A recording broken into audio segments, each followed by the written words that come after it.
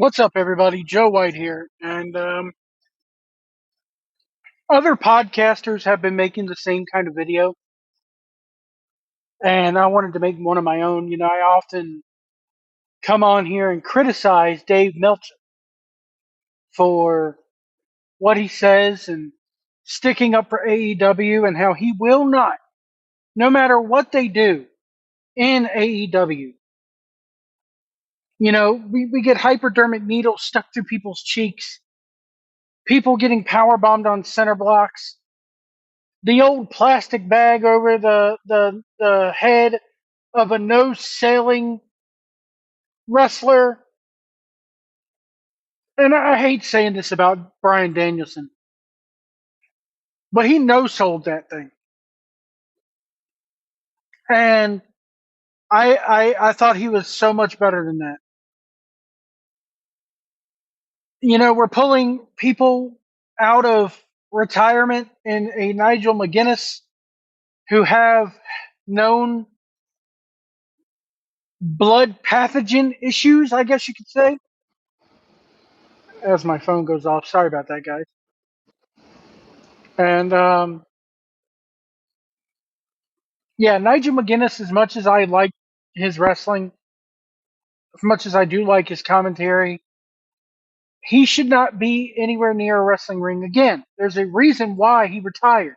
There's a reason why WWE quickly moved him into a commentator role. There's a reason why TNA let him go. The man has hepatitis. If something happens in this match and blood gets spilled, do you really think they're going to stop the match right then and there? I mean, this is Bryan Danielson we're talking about. This is a guy who got mad at Triple H for shooting or for stopping a match when he had a concussion. And I'm not sure that Nigel McGuinness's ego is even better. So, getting back to Dave Meltzer, he, attacked podcasters yet again when it comes to these ratings and when it comes to AEW's new TV deal. Let me read you what this idiot says, talking about the TV deal and everything like this. And I'm not going to try to do a Meltzer impression, but there's so many ums and likes and so's. There are definitely things you can criticize AEW for. You don't. You don't, Meltzer. You refuse, no matter what they do, to come out and say that Tony Khan should not be allowed within 50 foot of that book. Because you don't want to lose your access. You talk about people wanting access. You're the biggest freaking hypocrite when it comes to people leeching off their access. You admit to texting Tony Khan, for crying out loud. And you're afraid to lose that. Getting back to this here. But as far as the value of the business, if you have it, it astounds me because you actually have to, not know anything about television at all or modern television not to see this. And yet people have been doing this thing for years. You don't know anything about modern television. It's always somebody else's fault. There's always an election going on, or the Olympics, or football, or something else. It's always somebody else's fault. What was WCW's fault in the late 90s and early 2000s before they went out of business? It was their booking. It wasn't football. It wasn't the Olympics that they had to deal with in 96 and in 2000. So what's your excuse, Dave, for that? It's the booking. And I don't know how many times I got to tell you, golly, Dave. And I don't, you guys can all all these guys, all these podcaster idiots who have been insulting me for all these years because I'm the one who's been ahead of the curve, and you guys are still stuck, on stuff from like 1990 or 2000 or whatever it was. What does that mean, Dave?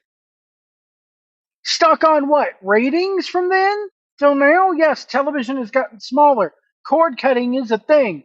NFL football has gotten even bigger. Basketball has gotten bigger. Playoff baseball and hockey are bigger.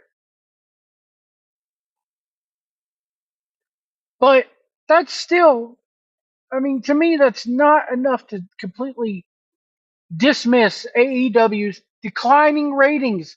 84 over 84 weeks without daggone reaching over 1 million viewers, and they only reached 100,000.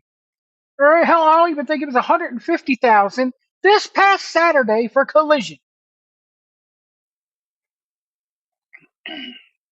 And this moron, this aged out moron, continues. And I mean, it's like the one thing you could do, every one of you, is that Tony Khan is probably not going to announce this thing or a new AEW television deal he's talking about for a couple of weeks, so you could get on board and explain. Guess what? I figured all this out before he announces, and you could be like, "Look, you can at least look like you're not completely out of touch. You're out of touch, dude. You are so far out of touch. Every time this guy talks, I mean, look at Wednesdays. When they do their Wednesday show, they go on a full, in-depth analysis of AEW Dynamite. But they don't do that with NXT. Even when they were going head to head. And you're telling me there's no bias?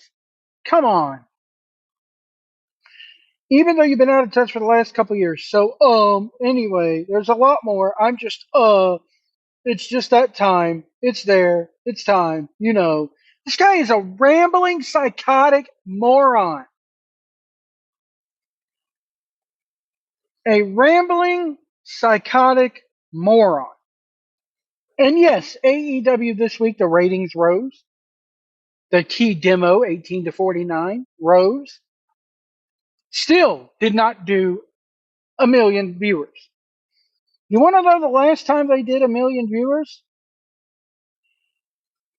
February 22nd of 2023 for Moxley versus Evil Uno. Before that, it was Mark Briscoe versus Jay Lethal on January 25th of 2023. Before that, it was Jericho and Sammy Guevara versus Bryan Danielson and Daniel Garcia in October of 2022.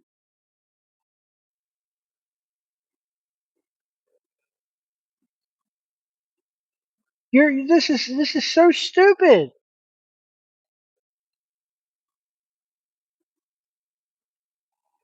This is so stupid.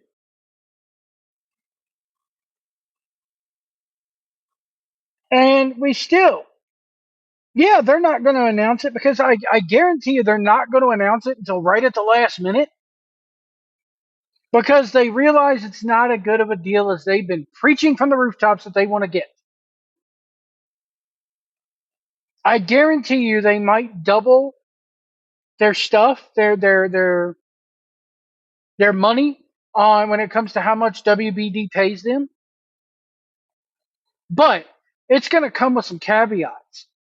We're going to put your shows on Max after the fact for everybody to enjoy. Khan has this entire tape library from Ring of Honor and from 5 years of AEW, including the pay-per-views. He's done nothing with it. And it loses its value every day that you just shelve it. Why it has not been on HBO Max, or Max as it's not now called. When did Max launch? Let's see here. Hold on. So Max launched May 27th of 2020.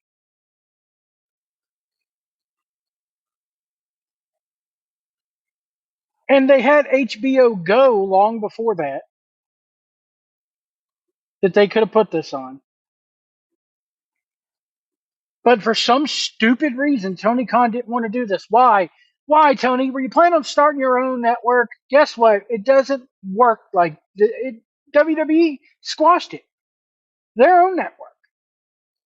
At least here in the US they have. Because it's not profitable. Instead, they licensed it out and made more money. And Peacock benefited from it as well. So before you go, Meltzer, attacking podcasters like myself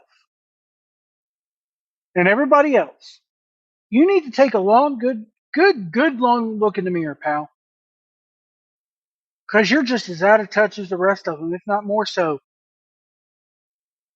I've seen the videos of the radio shows that you do with your little lackey, Brian Alvarez, there.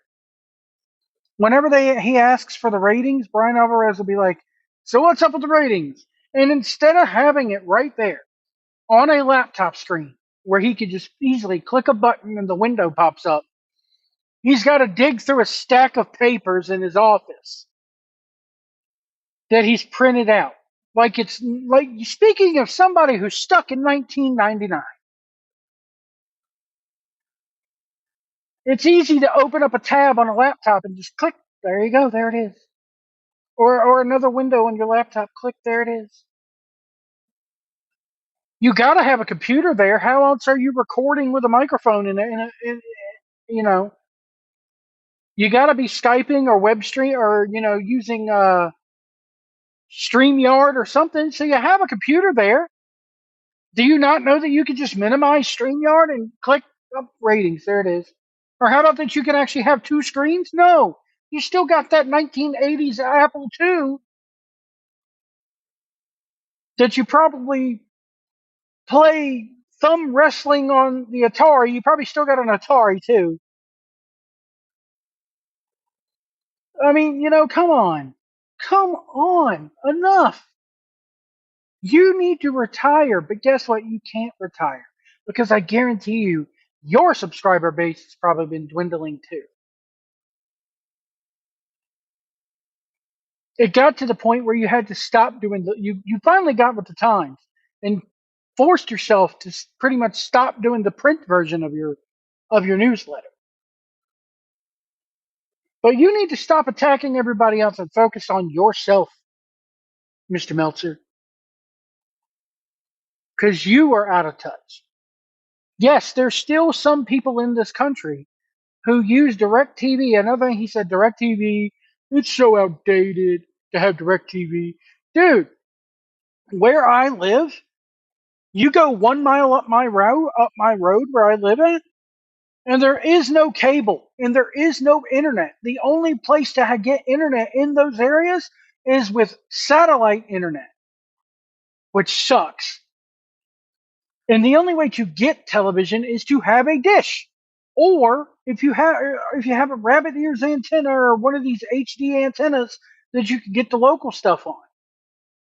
But if you want to watch Monday Night Raw and you live out in the boonies, which are a lot of people that do, you have to have a dish. And it's not just in the South. I know what people are going to say, Joe White, stupid Mark Joe White, you redneck living in the South. No, I've been all over this country. There's people in Nevada, in the middle of the desert, don't have cable. I guarantee the western parts and northern parts, some northern parts of California, you don't have cable and you don't have internet.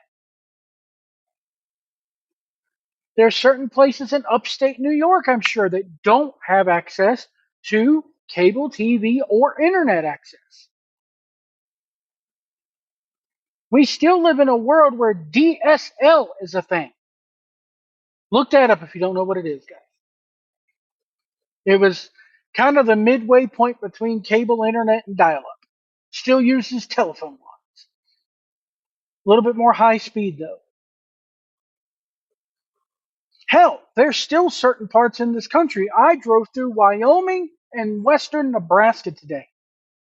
I maybe had a cell phone signal for out of a 500-mile trip that I made today. Of about 300 miles of it, I had cell phone signal.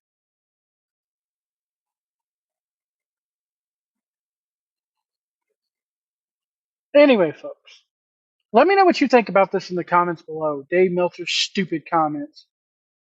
And we'll see you down the road.